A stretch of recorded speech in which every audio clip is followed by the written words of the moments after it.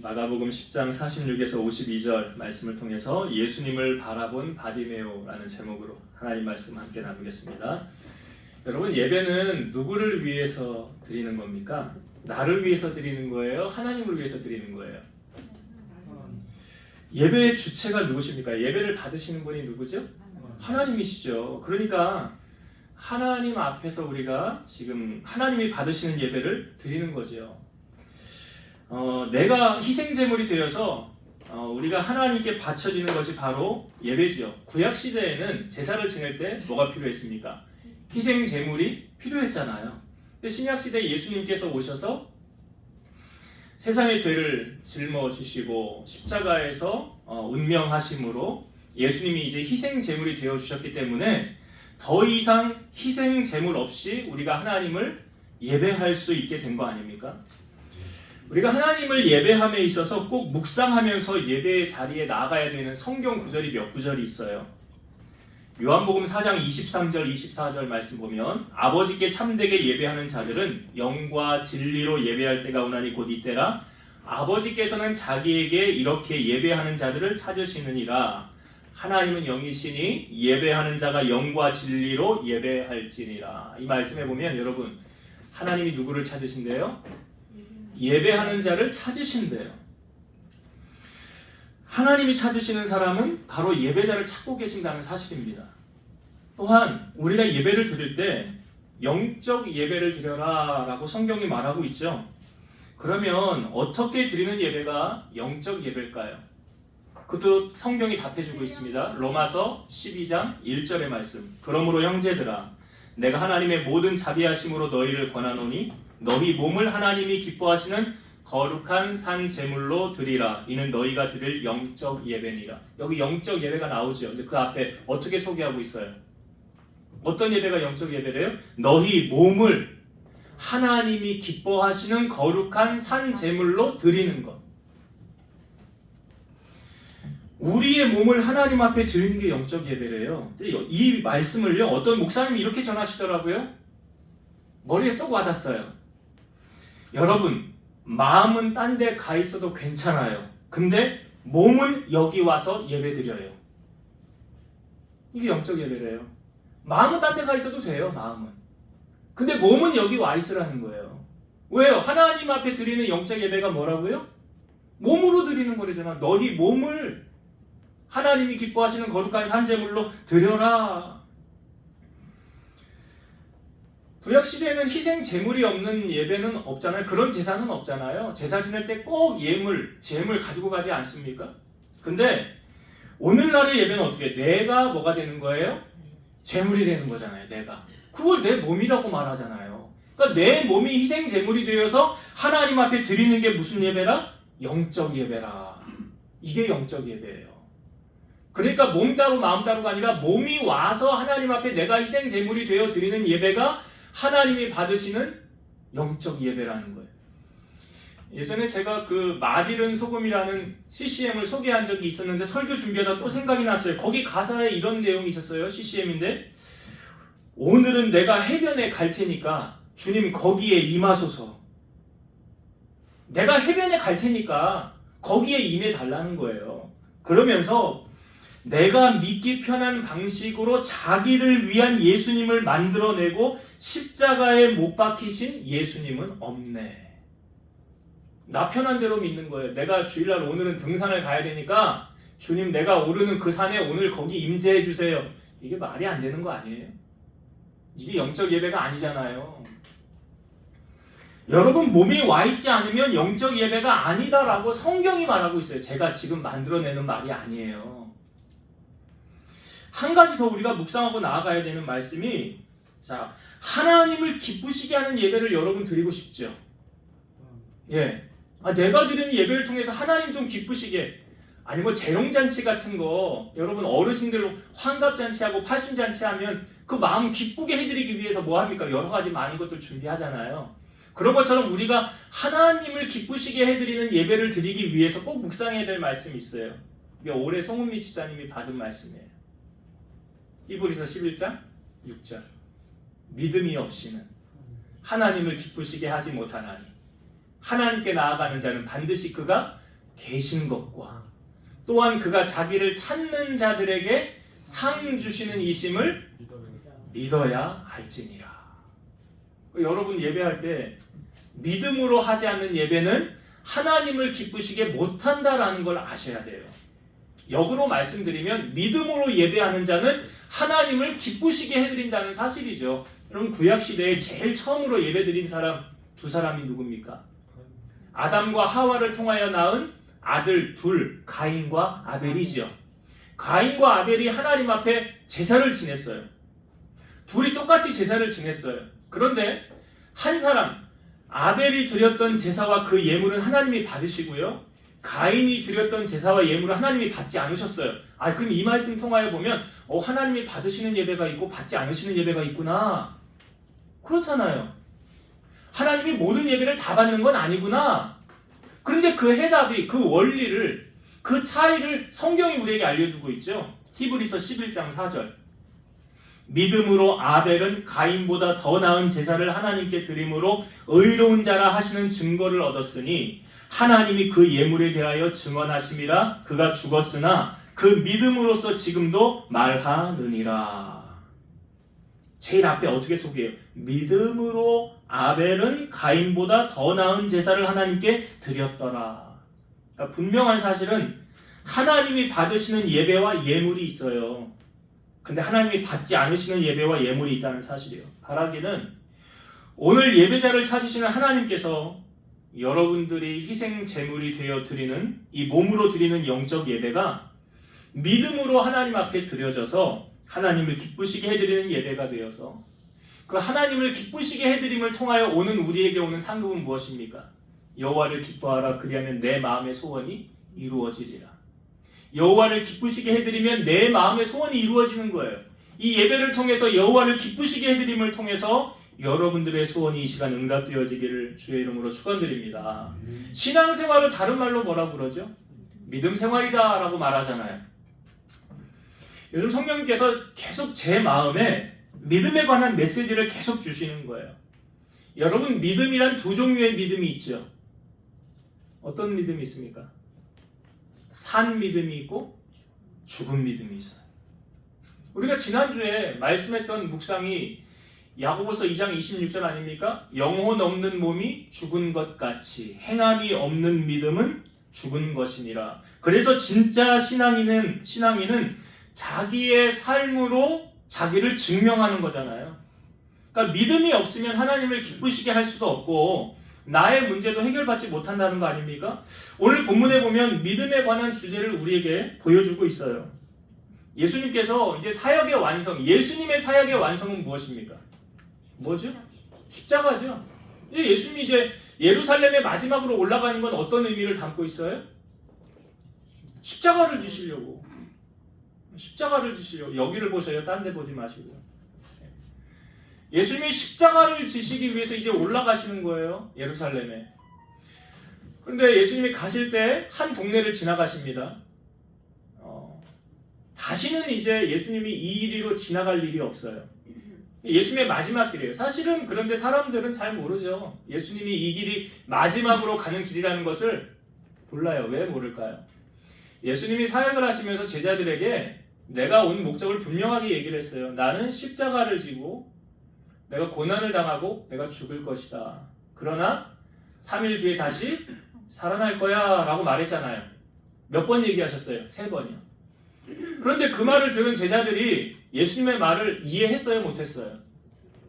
못했어요. 그러니까 예수님께서 지금 예루살렘에 가는 것도 어떤 정치적인 권력, 정치적인 이력을 이용해서 이제 나라를 재탈환하고 주님의 나라를 세워가는 것이 아닌가, 이런 마음으로 사람들이 예수님 들어올 때 호산나 한 거예요. 호산나 뜻이 뭐예요?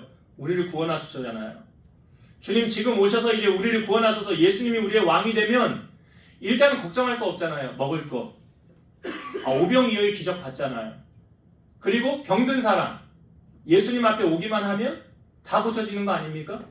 그러니까 예수님 가기만 하면, 이제 예수님이 왕만 되면 우리는 이제 근심 걱정 염려 없어요. 세상 사람들은 지금 주님을 그런 마음으로 환영을 하는 거예요. 근데 예수님의 본심은 뭐예요? 십자가를 지러 가시는 거잖아요. 근데 그걸 미리 얘기를 했지만 아무도 예수님이 십자가 진다는 것을 아는 사람은 아무도 없어요. 왜 이 말씀을 드리냐면 예수님이 지금 가시면서 그 한 마을에 오늘 지나가지 않습니까? 다시는 이제 이 마을을 지나가지 않아요. 그 말은 뭐냐면 다시는 예수님을 만날 기회가 이들에게는 없다는 것을 말하는 거예요. 여러분, 가장 가치 있는 금은 어떤 금이라고 그래요? 그래요, 지금이에요. 지금이에요. 여러분, 은혜도 언제 받는 거예요? 성경이 말해요. 보라, 지금은 은혜 받을 만할 때요. 보라, 지금은 구원의 날이로다. 저 나중에 은혜 받을게요. 지금 제 문제가 너무 크거든요. 저 나중에 교회 다닐게요. 지금은요, 해야 될 일이 너무 많아요. 여러분, 나중이라는 건 없어요. 지금이 가장 귀한 거예요. 그래서 이 성경이 우리에게 지금 소개하는 것이 바디메오를 소개할 때 이걸 이런 시각으로 봤으면 좋겠어요. 바디메오는 지금 예수님을 만나지 않으면 다시는 만날 기회가 없다. 여러분, 인생의 기회가 계속 많을 줄 아닙니까? 그렇지 않아요. 바디메오를 소개하는데 오늘 성경이 이렇게 소개하지요. 맹인 거지 바디메오라. 이 바르 앞에 있는 바르라는 건 누구의 아들이라는 의미잖아요. 그리고 이 디메오라는 것은 이 뜻은 혼돈, 불결한 이런 합성을, 그러니까 이 바디메오의 이름을 합성을 하면 이런 뜻이죠. 혼돈의 자식, 불결한 자식. 거기에 그는 앞을 못 보는 사람이었잖아요. 그리고 어떤 일도 할 수 없는 거지였습니다. 그러니까 이 사람이 자기의 삶을 영위해 나가기 위해서 누군가의 도움 없이는 살 수가 없지요. 다시 말씀드리면 사람들에게 잘 보여야 되는 거예요. 그래야 그 사람들이 도와주는 걸로 연명하며 살아가게 되지 않습니까? 그러니까 바디메오 입장에서 자기는 언제나 의리해요. 다른 사람은 언제나 갑이에요. 의리인 사람이 갑에게 잘 보여야 되는 건 당연한 거 아닙니까? 세상의 사람들도 여러분 강자 앞에서는 어떻게 해요? 머리를 숙이지 않아요? 약자 앞에서는요? 머리 뻣뻣이 들지 않아요? 제가 설교를 준비하면서 참 무슨 이야기인데 여러분 교회에도 그런 일이 적용이 되지 않는가. 교회 안에도요. 소위 대형교회 목사님들이라고 한다면 성도들이 대형교회 목사님 한번 만나기도 힘들잖아요. 근데 그 목사님에게 가서 이렇게 뭘 부탁을 하거나 뭘 하거나 사실 쉽지 않거든요. 근데 작은 교회, 개척교회 목사님들한테는요. 별로 어렵지 않잖아요. 마음만 먹으면 만날 수 있잖아요. 제가 이걸 보면서 하나님 앞에는 똑같은 사자 목사님인데 그것에 대한 성도들에 대하는 자세는 많이 다르구나. 이게 왜 그런가 그랬더니 세상이 교회 안으로 들어와서 그래요. 세상의 가치관으로 사람을 바라보니까 그래요. 우리 교회는 그런 분들이 없으니까 제가 이게 자유스럽게 얘기할 수 있는 거 아닙니까? 혹시라도 여러분들이 어떤 목사님들 대형교회 목사님이든 어떤 작은 교회 목사님이든 시골교회 목사님이든 만날 일이 있으면 그냥 똑같이 대했으면 좋겠어요. 뒤에 있는 그런 걸 바라보지 마시고. 이 바디메오가 태어나 보니까요. 자기는 흙수저 중에 흙수저예요. 더욱이 앞을 못 보죠. 그러니까 바디메오가 앞을 못 보는 바람에 상대적으로 발달하는 감각기관은 귀였어요. 귀가 발달되어서 말없는 발이 천리간다고요. 이 귀로 세상의 모든 돌아가는 것을 다 듣게 된 거예요. 근데 예수님께서 지나가신다는 소식을 바디메오가 듣게 됩니다. 그런데 이 바디메오가 예수님이라는 소리를 듣자마자 어떤 반응을 일으켰느냐. 47절을 제가 다시 한번 볼게요. 나사렛 예수시란 말을 듣고 소리질러 이르되 다윗의 자손 예수여 나를 불쌍히 여기소서 하거늘. 여기 지금 바디메오는 앞을 못 본다고 그랬잖아요. 그러니까 귀로만 더 발달됐다고 그랬는데 예수님이 지나가시는 그곳에 사람들이 웅성웅성 하다가 나사렛 예수가 지나간다 라는 그 소리를 바디메오가 지금 들은 거예요. 근데 그 소리를 듣자마자 바디메오의 반응이 어떠했습니까? 소리를 지르면서 다윗의 자손 예수여 나를 불쌍히 여기소서. 예수님께 자기를 불쌍히 여겨달라라고 지금 바디메오가 말하고 있어요. 예수님께서 사역을 하시면서 죽은 사람을 살린 사건이 딱 3번 있죠. 죽은 나사로를 살린 적이 있었고요. 12살 먹은 소녀를 살린 적이 있었지요. 그리고 또 한 사람이 나인성의 한 과부를 살린 적이 있었어요. 그것도요, 예수님께서 어떤 성문에 가까이 갔을 때 사람들이 한 죽은 자를 메고 오는 거예요. 근데 한 어머니의 독자고 그 어머니는 과부예요. 과부가 뭘 의미하는지 아시죠? 도울 사람이 없는 거예요. 빽이 없는 거예요. 근데 이제 관을 메고 나오는데 많은 사람들이 그와 함께 하고 있다라는 거죠. 근데 성경에 보니까 예수님께서 과부를 보시고 불쌍히 여기사 울지 말라라고 하십니다. 그리고 가까이 가서 그 관에 손을 댑니다. 여러분, 구약의 법에 의하면 죽은 사람의 시체에 손을 대는 건 부정이에요. 하면 안 되는 거예요. 위법이에요. 그러니까 예수님께서 지금 관에 손을 얹는 것은 위법을 한 거예요. 그런데 그 다음에 예수님께서 그 관을 향하여 말씀하시죠. 청년아, 내가 너에게 말하노니 일어나라. 죽었던 자가 일어나 앉고 말도 하거늘 예수님에게 줍니다. 근데 예수님께서 이 사역을 왜 행하신 걸까요? 아까 그 과부를 보시고 주님이 뭘 느끼셨어요? 불쌍히 여기사. 여러분, 예수님께서요, 우리를 불쌍히 여기시면 예수님이 일하기 시작하십니다. 마치 바디메오는 그걸 알았던 것처럼 예수님을 향하여 뭐라고 소리쳤어요? 다윗의 자손 예수여, 나를 불쌍히 여기소서. 나를 불쌍히 여기소서 그랬어요. 우리 한번 따라합시다. 주여, 나를 불쌍히 여기소서. 주님이 불쌍히 여기시면 그 다음에 나타나는 현상이 일하신다는 거예요. 그러니까 주님이 나를 기억해달라고, 주님 나를 도와달라고 지금 바디메오가 구하는 거 아닙니까? 지금 바디메오는 누구도 도와줄 수 없습니다. 제가 성경을 가만히 보니까 바디메오는 정말 불쌍해 보여요. 아무도 도와줄 사람이 없어요. 세상에 자기 혼자밖에 없는 것 같아요. 성경에 예수님께서 어떤 한 재판장과 과부의 비유도 우리에게 보여주셨어요. 이 과부도 아무도 도와줄 사람이 없어요. 근데 자기의 이 억울함을 아무도 도와줄 사람 없으니까 매일같이 재판장을 찾아가는 거예요. 재판장에게 찾아가서 나의 원한을 풀어주소서, 나의 원한을 풀어주소서. 이 재판장이요, 사람도 무시하고 하나님도 두려워하지 않는 사람이에요. 그런데 과부가 자꾸 와서 자기를 귀찮게 하니까 아유, 저거 안 들어주면 안 되겠네 하면서 그 과부의 원한을 풀어주잖아요. 성경이 뭘 말합니까? 예수님께서 왜 이 비유를 우리에게 알려주신 겁니까? 그 과부가 하는 거 보래요. 어떻게 해서 응답받았느냐? 하나님도 너에게 그렇게 하시지 않겠느냐? 하나님이 오래 참으시겠느냐? 근데 그 다음에 그러나 세상에서 인자가 믿음을 보겠느냐? 그래요. 그 과부가 가졌던 그 믿음이 우리에게도 있느냐? 이 말이죠. 그거 보기 원하신다는 거 아닙니까? 여러분, 나를 도와줄 사람은 없다 할지라도요, 우리와 함께 하시는 주님이 함께 하지 않습니까? 고린도후서 4장 8절에서 10절, 우리가 사방으로 우겨쌈을 당하여도 쌓이지 아니하며 답답한 일을 당하여도 낙심하지 아니하며 박해를 받아도 버림받지 아니하며 거꾸러뜨림을 당하여도 망하지 아니하고 우리가 항상 예수의 죽음을 몸에 짊어짐은 예수의 생명이 또한 우리 몸에 나타나게 하려 함이라. 아무리 답답한 일을 당하고 우겨쌈을 당하여도요, 버림받지 않는데요, 망하지 않는데요. 이유가 뭐래요? 주님이 나와 함께 하시기 때문이래요. 지금 바디메오가 왜 소리를 지르면서 예수님을 찾는 것일까요? 예수님에 관한 소식을 들었기 때문이에요. 굿 뉴스를 들은 거예요. 복음의 소식을 들은 거예요. 바디메오가 귀로 행하신 예수님의 소식을 들었기 때문에 그 들음을 통해서 뭐가 자란 거예요? 바디메오 안에?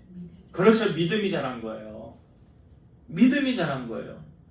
성경에 보면 믿음은 들음에서 나며 들음은 그리스도의 말씀으로 말미암느니라. 로마서 10장 17절이잖아요. 믿음은 들음에서 나는 거예요. 성장기에 있는 아이가 성장하기 위해서 꼭 필요한 것이 있습니다. 에너지가 필요하죠. 그래서 갓 태어난 아이는 엄마의 모유를 먹어야 합니다. 모유를 못 먹을 경우에는 대체 식품이라도 먹어야 돼요. 그래야 이 아이가 성장을 합니다. 모유를 끊으면 그 다음엔 이유식을 하겠죠. 이유식이 끝나면 그 다음에 밥을 먹어야 됩니다. 먹지 않으면 성장할 수 없을 뿐 아니라 생명의 위협까지도 느낄 수 있는 거예요. 분당 우리 교회 이찬수 목사님 아버지가 목사님이셨잖아요. 근데 이 목사님이 정말 교회의 부흥을 위해서 40일을 금식하며 작정 기도하셨어요. 그런데 17일 만에 목사님이 천국 가셨어요.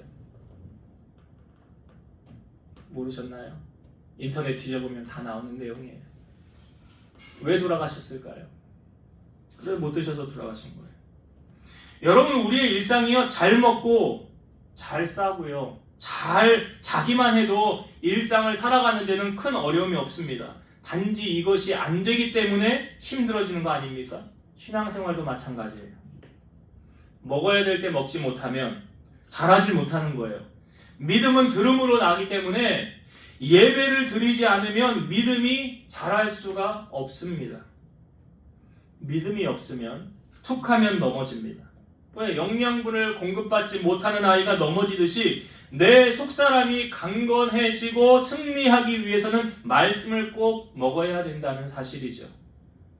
그래야 영적 싸움에서 승리할 수 있습니다. 에베소서 6장은 우리의 영적 싸움에 대해서 말하고 있죠. 우리의 싸움은 혈과 육에 대한 싸움이 아니래요.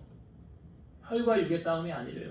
그래서 그 영적 싸움에서 승리하기 위해서 하나님의 전신갑주를 취하라고 그러죠. 진리의 허리띠, 의의 호심경, 평안의 복음에 예비한 신발, 믿음의 방패, 구원의 투구, 마지막으로 제일 중요한 무기, 어떻게 소개하고 있죠? 성령의 검, 하나님의 말씀. 이것을 증명해 주신 분이 있죠. 예수님 아닙니까? 예수님이 40일을 금식하시고 성령에 이끌려 마귀에게 시험을 받을 때 사탄이 와서 세 가지를 시험합니다. 너 이 돌이 떡덩이 되게 해보아라. 너 성전 꼭대기에서 뛰어내려 보아라. 지극히 높은 산으로 올라가서 내게 엎드려 경배하면 천하 만국을 내게 주리라. 이 세 가지 시험이 사실 우리의 삶에 꼭 필요한 거 아닙니까? 떡은 내가 한 글자로 딱 바꾸면 똑같은 의미라고 했잖아요. 돈이라고 그랬죠. 돈 없이 살 수 없잖아요. 떡 없이 살 수 없듯이. 그런데 하나님의 말씀으로 살라라고 말씀하시죠. 그리고 가장 높은 곳은 스타 아니에요? 유명하게 되는 거 아닙니까? 그리고요, 엎드려 절하면 모든 것 준다는 건 권력이잖아요. 많은 사람들이 권력을 쫓아가잖아요. 그 달콤한 맛을 보고 그 놓지를 못하는 거 아닙니까? 그러니까 이 세 가지가 항상 우리에게 주어지는 건데, 예수님이 이 사탄의 시험을 무엇으로 이겼다고요? 말씀으로 이겼다고요. 지금 바디메오 안에 그 말씀이 거하니까 예수님을 향하여 부르짖는 거 아닙니까? 우리가 보기에도 바디메오는 참 딱해 보이잖아요. 그 누군가가 바디메오의 곁에 서서 바디메오가 이렇게 소리치면 너 예수님에게 가고 싶어? 그럼 내가 너 예수님에게 안내해 줄게. 나 따라와. 너 앞을 못 보니까 내가 너의 안내자가 되어줄게. 그럴 만도 하잖아요. 그런데 주위 사람들의 반응을 한번 볼까요? 자, 48절의 말씀 보겠습니다. 48절. 많은 사람이 꾸짖어 잠잠하라 하되 그가 더욱 크게 소리질러 이르되 다윗의 자손이여 나를 불쌍히 여기소서 하는지라. 제가 지금 앞부분에 바디메오 참 불쌍하다고 그랬잖아요. 그럼 그 동정심으로, 그 연민의 정으로 바디메오를 좀 예수님에게 이끌고 가졌으면 좋을 텐데 사람들은 어떻게 했다고 말합니까? 꾸짖어서 잠잠하라 하되. 꾸짖어 잠잠하라 하되. 여러분, 지금 바디메오 옆에서 꾸짖어서 잠잠하라 라고 말했던 그 사람들은 어떤 사람들이냐면, 바디메오에게 평상시 너 어렵지? 내가 너 도와줄게 하고 구걸을 해줬던 사람들. 바디메오의 옆에서 도와줬던 사람들.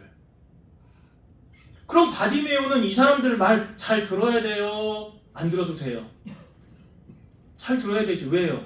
다음에 또 이 사람들 도움을 받아야 되잖아. 다음에도 또 나 이 사람들 도움 없이는 못 사는데?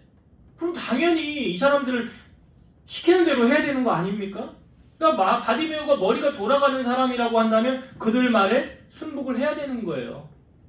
그런데 오늘 48절에 보니까 야, 너 조용히 하고 있어. 잠잠해. 네가 나설 자리 아니야 라고 했음에도 불구하고 바디메오가 어떻게 합니까?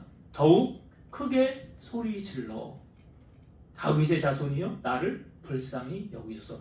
그 사람들의 말을 들어요, 안 들어요? 바디메오가 들어요, 안 들어요? 왜 안 듣는 거예요? 자, 여기에 큰 메시지가 있죠.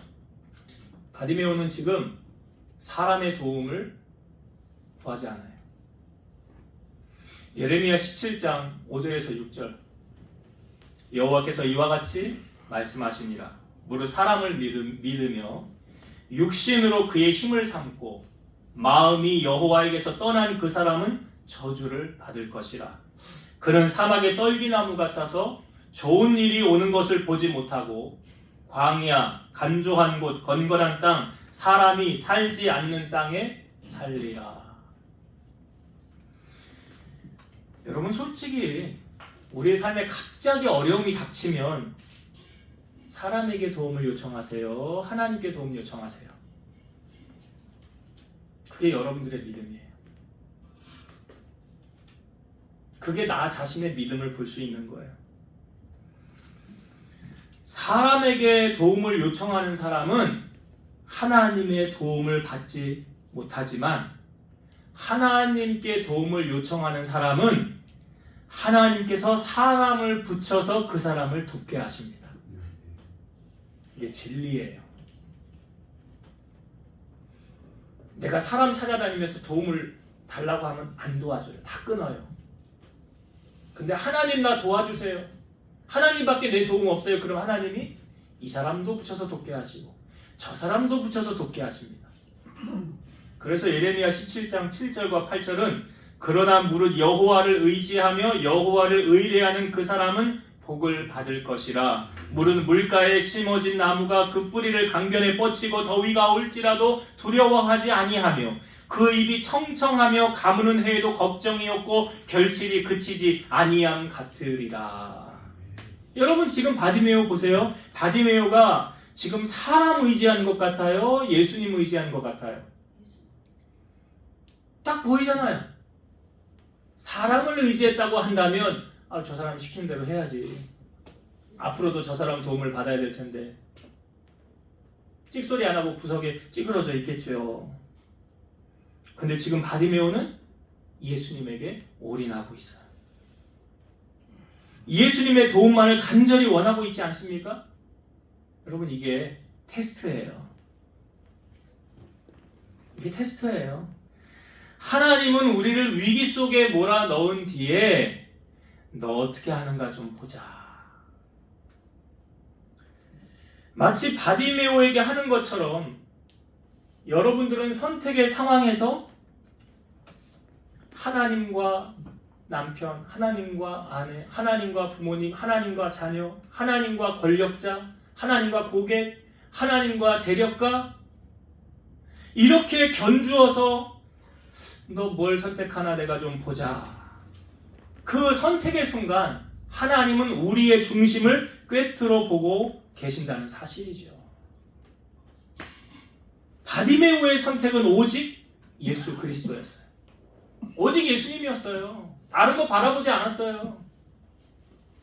그랬더니 자, 이것이 예수님에게 오케이, 허락사항이 이제 결제가 떨어진 거예요. 바디메오 너 됐어. 너 테스트 잘 통과했어. 그래, 내가 너에게 복을 줄 거야. 자, 예수님이 어떻게 말씀하셨느냐? 49절을 한번 보겠습니다. 49절. 예수께서 머물러 서서 그를 부르라 하시니 그들이 그 맹인을 부르며 이르되 안심하고 일어나라, 그가 너를 부르신다 하매. 여러분, 여기 아주 놀라운 진리가 있어요. 조금 전까지만 해도 바디메오를 향하여 꾸짖으며 잠잠하라고 했던 그 사람들, 자, 그 사람들의 반응이 어떻습니까? 예수님이 그를 부르라 하니까 그 맹인을 꾸짖던, 바디메오를 꾸짖던 그 사람들이 지금 바디메오를 데리고 예수님에게 가고 있잖아요. 그 사람들이 지금 사실은 나의 편에 섰던 사람들 아니잖아요. 근데 반대편에 섰던 사람들 아닙니까? 꾸짖고 조용하라고 했던 사람들, 그 사람들이 그런데 예수님께서 한 말씀 하니까 나를 대적하는 그 사람들이 나를 돕는 자가 되어버렸잖아요. 이게 그 원리잖아요. 예수님만 의지했더니 예수님께서 바디메오에게 돕는 사람들을 지금 붙여주시잖아요. 하나님이 이렇게 일하신다니까요. 우리가 경험하지 않습니까, 여러분? 일상 살면서 이런 경험들 하시잖아요. 우리가 왜 이런 하나님의 도움을 받지 못하느냐? 이유는 간단해요. 내가 양다리 걸치기 때문에 그런 거예요. 양다리 걸치고 있거든요. 사무엘이 이스라엘을 통치하고 있을 때, 그때 사무엘이 이스라엘 백성들을 향하여 이렇게 말했어요. 만일 너희가 전심으로 여호와께 돌아오려거든 이방신들과 아스타롯을 너희 중에서 제거하고 너희 마음을 여호와께로 향하여 그만을 섬기라. 그리하면 너희를 블레셋 사람의 손에서 건져내시리라. 여기서 중요한 건 이거죠. 그만을 섬기라. 그러니까 우상 다 버리고 하나님만 섬겨. 하나님도 섬겨라가 아니고요. 하나님만 섬겨라. 그랬더니 이스라엘 백성들이 바알, 우상, 아스타롯 다 제거하여 버리고 여호와만 섬깁니다. 근데 그 다음에 바로 위기가 와요. 이스라엘 백성들이 미스바에 모여서 성회가 열린 거예요. 금식 기도하며 회개 성회가 열렸어요. 그것을 안 블레셋이 이스라엘을 쳐들어오는 거예요. 그러니까 이 소식을 알고 이스라엘 백성들이 두려움 가운데 있을 때에 선택한 상황이 뭐였냐면 이스라엘 백성들이 사무엘에게 찾아가서 이렇게 말합니다. 당신은 우리를 위하여 우리 하나님 여호와께 쉬지 말고 부르짖어 우리를 블레셋 사람들의 손에서 구원하시게 하소서. 그랬더니 사무엘이 젖 먹는 어린 양을 취하다가 온전한 번제를 여호와께 드리고 이스라엘을 위하여 여호와께 부르짖음에 여호와께서 응답하십니다. 그 다음에 나오는 사무엘상 7장 10절을 읽어보면 사무엘이 번제를 드릴 때에 블레셋 사람이 이스라엘과 싸우려고 가까이 오매 그날에 여호와께서 블레셋 사람에게 큰 우레를 발하여 그들을 어지럽게 하시니 그들이 이스라엘 앞에 패한지라. 그러니까 이스라엘이 전쟁에서 이겼어요. 이겼다고요. 어떻게 이겼습니까? 여호와께서 블레셋 지방에 번개를 떨어뜨리신 거예요. 하나님이 도우십니까? 안 도우십니까? 도우시잖아요. 그러니까 왜 하나님을 왜 도우신 거예요? 하나님만 섬기니까 도운 거예요. 하나님도 섬기면 하나님도 고민하시겠죠. 하나님은 왔다 갔다 하지 않을까요? 그러나 하나님만 섬기면 하나님께서 일하실 수밖에 없잖아요.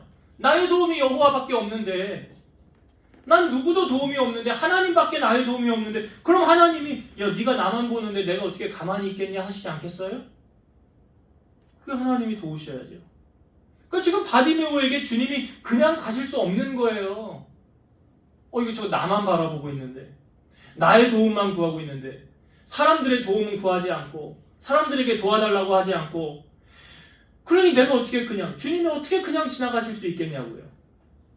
그러니까 당연히 주님이 도우시는 거 아니에요? 이게 당연한 원리잖아요. 일단 주님이 바디메오를 부르십니다. 그러니까 사람들의 손에 이끌려서 주님 앞에 갈 때에, 자 50절의 말씀에 보면 맹인이 겉옷을 내버리고 뛰어 일어나 예수께 나아오거늘 그랬어요. 맹인이 이 바디메오가 겉옷을 내버렸다는 거예요. 내버렸다는 것은 다시 이제 필요 없다는 거잖아요. 근데 여러분, 바디메오 직업을 굳이 말하자면 거지 아닙니까? 재산이 없는 사람이, 재산이 있는 사람은 거지라고 안 하잖아요.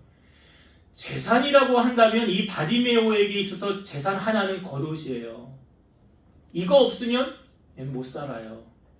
추위를 막아주고 더위를 막아주고 이거 있어야 잠을 자고 이거 있어야 생활할 수 있는 사람이에요. 그러니까 바디메오에게 있어서 이 겉옷은 자기의 삶의 전부란 말이에요. 그런데 예수님 앞에 나아갈 때 바디메오가 겉옷을 어떻게 했대요? 버려버렸더라. 여러분, 이게 영적인 의미로 바라보면 바디메오는 전 재산을 버리고 예수님을 선택했다는 거 아닙니까? 예수님 선택했어요. 아니 성경에 어떤 한 부자 청년이 나왔잖아요. 예수님 앞에 오면서 무엇해 영생 얻을 수 있습니까? 그러니까 네가 계명을 알지 않느냐? 계명 쭉 얘기해. 저 이거 어려서부터 다 지켰습니다. 예수님이 그를 사랑하사 한 가지 더 말씀하시죠. 너에게는 재산을 다 팔아 가난한 자들에게 주고 그리고 나를 따르라. 그랬더니 어떻게 했어요 이 청년이? 근심하며 떠나갔더라. 왜?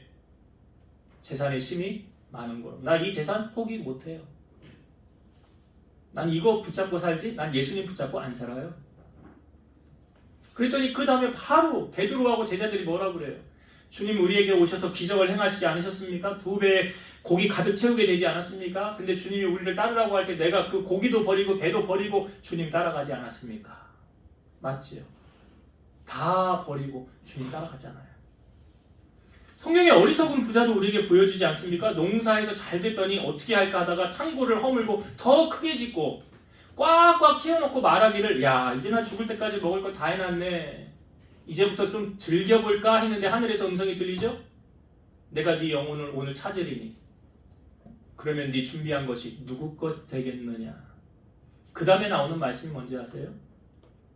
하나님을 향하여 재물을 쌓아놓는 자 그런 일 당할 일 없다. 그거예요. 자기를 위하여 재물을 쌓아놓는 자 어리석은 부자같이 된다. 이거예요. 여러분 성경에 복을 많이 받은 사람들 가운데요. 하나님 경외한 사람들 많이 있습니다. 대표적인 사람 한 사람 뽑으라고 한다면 다윗이에요. 다윗은 자기는 화려한 백향목 궁에 있는데 하나님의 괴는 초라한 장막 가운데 있으니까 나단 선지자에게 내 마음에 있는 건 내가 행하고 싶습니다. 성전 건축하겠다는 거예요. 근데 하나님이 노했어요. 너는 전쟁하면서 피를 너무 많이 흘렸대요. 근데 다윗이 성전은 짓지는 못했지만 지을 준비는 다 해놨잖아요. 뭔 준비를 다 해놨어요? 자, 여기 다윗이 한 말이 이거예요. 천지에 있는 것이 다 주의 것이로소이다. 부와 귀가 주께로 말미암습니다. 모든 것이 주께로 말미암아 싸우니 우리가 주의 손에서 받은 것으로 주께 드렸을 뿐이니이다. 다윗은 고백합니다. 모든 것이 어디로부터 왔다고요? 주께로부터 왔다는 거예요. 그러니 주님께 받은 건 내가 다시 주님께 돌려드립니다. 삭개오도 예수님을 만나고 예수님이 내가 오늘 네 집에 유하해야 되겠다 하니까 삭개오가 예수님 집에 모셔놓고 기뻐서 가장 먼저 한 말이 뭐예요? 내 재산의 절반을 가난한 자들에게 나누어 주겠고 누구 것 빼앗은 거 있으면 4배로 갚겠습니다. 삭개오가 왜 이 고백을 했을까요? 나 그전엔 돈이 제일 좋았거든요. 근데 이제 아니에요. 이제 주님이 제일 좋아요. 여러분, 하나님께서 우리에게 너 전재산 바쳐라 그럼 할 수 있겠어요? 믿음의 분량 따라 다르겠지만 할 수 있는 사람이 얼마나 될까요? 근데 전재산 면허를 하지 않아요. 하나님이 우리에게 그렇게 우리의 믿음을 그 정도로 달아보지 않아요. 여러분들의 믿음의 분량이 그 정도가 될지 안 될지 모르겠는데 그렇게 달아보진 않아요. 근데 이거 한 가지는 꼭 해야 돼요. 그게 뭘까요? 11조예요. 이건 해도 되고 안 해도 되는 게 아니에요. 11조는 누구 거래요? 성경에? 잘 아시네요. 아버지 거래잖아요. 안 하면 하나님이 알아서 찾아가십니다. 말라기 3장 8절에서 9절 사람이 어찌 하나님의 것을 도둑질하겠느냐 그러나 너희는 나의 것을 도둑질하고도 말하기를 우리가 어떻게 주의 것을 도둑질하였나이까 하는도다. 이는 곧 11조와 봉헌물이라 너희 곧 온 나라가 나의 것을 도둑질하였으므로 너희가 저주를 받았느니라. 그러니까 11조는 내 거가 아니에요. 11조는 하나님 거예요. 성경이 말하잖아요. 너희는 나의 것을 도둑질했대. 11조 안 하면 도둑질하는 거예요. 하나님 앞에. 하나님의 복과 저주가요 11조로 결정된다면 그렇게 말하고 있잖아요. 제가 꾸며내는 말이 아니에요. 그렇다고 한다면 여러분 해도 되고 안 해도 되는 게 아니라 하면은 복이고요. 안 하면 어려움이 닥쳐요. 그러니까 나의 집에 양식이 있게 하고 온전한 11조를 함으로 내가 하늘의 복을 너희에게 이 땅에 쌓을 것이 없도록 붙지 아니하나 나를 시험해보라 그러잖아요. 11조로 나를 시험해봐라 하시잖아요. 하나님이. 그러니까 오늘 바디메오가 결단하는 거 아니야. 겉옷을 버렸다? 전재산 나 이제 예수님이면 주님 한 분이면 돼. 주님이 우리에게 그 정도까지 요구하지는 않아요. 단지 온전한 11조 하시고 하나님 내게 베풀어 주신 은혜가 크다고 하면 감사도 하시고 나병 환자 10명이 고침받았는데 한 사람만 예수님 앞에 돌아와서 감사하며 살해했잖아요. 우리 그런 사람 돼야 되는 거 아니에요? 오늘 우리는 바디메오를 통해서 바디메오가 그렇게 살았구나, 결단하고 살았구나. 그랬더니 자, 결론의 말씀이 이제 51절과 52절 읽고 말씀 마칠게요.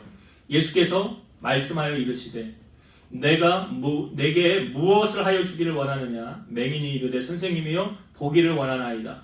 예수께서 이르시되 가라, 내 믿음이 너를 구원하였느니라 하시니 그가 보게 되어 예수를 길에서 따르니라. 자, 앞을 못 보던 맹인이 보게 됐어요. 어떻게 보게 된 겁니까? 예수님이 질문했잖아요. 내가 너에게 뭐 해주길 원하느냐. 여러분, 이건요, 예수님이 너 소원 뭐야? 이거랑 똑같은 거죠. 그 뭐 1000번째로 솔로몬이 드렸을 때 하나님이 나타나셔서 내가 너에게 뭐 해줄까 했던 거랑 똑같은 질문 아닙니까? 그러니까 이거는요, 하나님의 마음을 기쁘시게 해드리면 하나님 우리에게도 이렇게 말씀하신다는 거예요. 오늘 내가 하나님이 나타나셔서 내가 너에게 뭐 해줄까? 말씀하신다는 거예요. 주님 마음 기쁘시게 해드리면. 그랬더니 맹인이 말하죠. 보기를 원합니다. 그러니까 바디메오에게는 이런 믿음이 있었다는 거예요. 그러니까 믿음이 없으면 하나님 기쁘시게 해요, 못해요? 못한다고 그랬잖아요. 그 믿음이 뭐라고 그래요? 예수님이 이 사람이 너 눈 떠라 이렇게 말씀하셨어요? 아니잖아요. 뭐라고 말씀하셨어요? 내 믿음이 너를 구원하였느냐. 이거죠. 네 믿음대로 되라 이거 아니에요? 네 믿음대로 되라. 오늘 우리는 어떠한 믿음으로 주님 앞에 나아갑니까? 자, 이제 말씀을 정리하며 마칠게요. 오늘 바디메오가 앞을 못 보는 그 맹인 거지가 눈을 뜨게 되는 놀라운 기적을 경험했어요. 과정은 있었어요. 먼저는 우리에게 필요한 게 뭘까요? 여러분, 믿음이 자라기에 힘써셔야 돼요. 믿음 그냥 자라지 않습니다. 절대 예배 꺼놓고 믿음 자란다? 그런 일 없어요. 믿음은 말씀을 들어야 믿음이 자라는데, 12년 동안 혈류증으로 고통받던 여인도 뭘 들었어요? 예수님에 관한 소식 들었잖아요. 들으면서 뭐가 생긴 거예요? 믿음이 생긴 거예요. 여러분이 설교를 듣든 말씀을 읽든 하여튼 믿음은 뭐하고 연관이 있다? 말씀하고. 말씀 듣지 않으면 믿음은 안 자라요. 그래서 먼저 바디메오를 통하여 우리에게 주시는 메시지, 믿음이 자라는 일에 힘쓰고 노력하고 투자해야지. 그렇지 않고 절대 믿음이 자라지 않으면 하나님의 기적을 경험해요, 못해요? 못하잖아요. 못하잖아요. 그러니까 세상의 모든 것 다 내려놓고 나는 믿음이 자라는 일에. 왜? 이것이 내가 살고 죽는 일에 연관이 있는 거 아니에요? 그렇잖아요. 지금 보니까. 그러니까 믿음이 자라는 일에 여러분 먼저는 우리가 힘써야 되고, 두 번째, 여러분 사람 의지하면 복을 받아요, 못 받아요? 못 받는데 예레미야 17장에. 근데 하나님을 의지하면요, 복을 받는 데잖아요. 여러분 선택 잘하세요. 복을 받는 방법과 저주를 받는 방법을 그 예레미야 17장 5절에서 8절에 다 묵상을 계속 하시라고요. 그런 상황에 내가 사람을 의지하면 하나님이 나 사람 끊어놓는데, 근데 내가 하나님을 의지하면 하나님이 내게 사람을 붙이셔서 하나님 일하시는데, 이 진리를 잊지 마시라고요. 변하지 않는 진리. 오늘 바디메오를 통하여 보여주잖아요. 조용히 하고 있어. 잠잠하고 있어. 네가 나설 때 아니야. 근데 바디메오가 그 사람들 말 들었어요? 나 구걸해주고 도와주던 사람들이에요. 동냥해주던 사람들이에요. 그럼 말 들어야지. 안 들어요. 왜요? 바디메오는 예수님만 바라보거든. 지금 예수님밖에 안 보이잖아요. 그랬더니 예수님이 오케이, 너 테스트 통과? 내가 사람 붙여서 너 도와줄게. 나 힘들게 했던 사람들이 와서 나 도와주잖아요. 지금 바디메오 도와주잖아요. 그 원리가 뭐라고요? 사람을 의지하느냐 하나님을 의지하느냐. 뭘 의지하십니까? 하나님만 의지하시기 바라요. 미스바의 성회도 그거예요.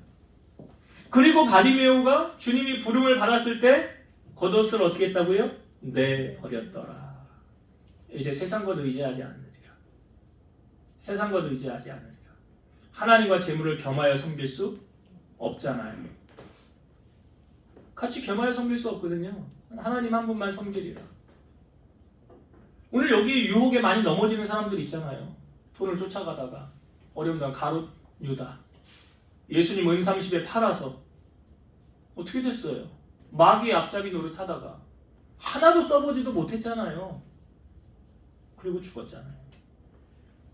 그러니까 오늘 우리에게 이 겉옷이 주는 의미를 아까 나누었잖아요. 하나님의 것은 하나님에게, 뭐 가이사의 것은 가이사에게, 하나님께 드릴 건 하나님께. 내가 온전하게 행하면 하나님은 복을 주시더라. 마지막으로 앞부분의 첫 번째 했던 메시지와 연결이 되지만 바디메오가 눈을 뜨게 된 것은 그의 믿음이었더라. 여러분 신앙생활 할 때 믿음보다 중요한 거 없잖아요. 히브리서 11장도 믿음장, 여러 말씀도 제가 말씀드렸지만 믿음이 견고해져서 주님의 기적을 맛보는 주인공으로 살아가는 여러분 다 되시기를 주의 이름으로 축원드립니다. 기도하시겠습니다. 지금도 살아서 역사하시는 하나님, 오늘 바디메오를 통해서 우리에게 주신 메시지를 나누었습니다.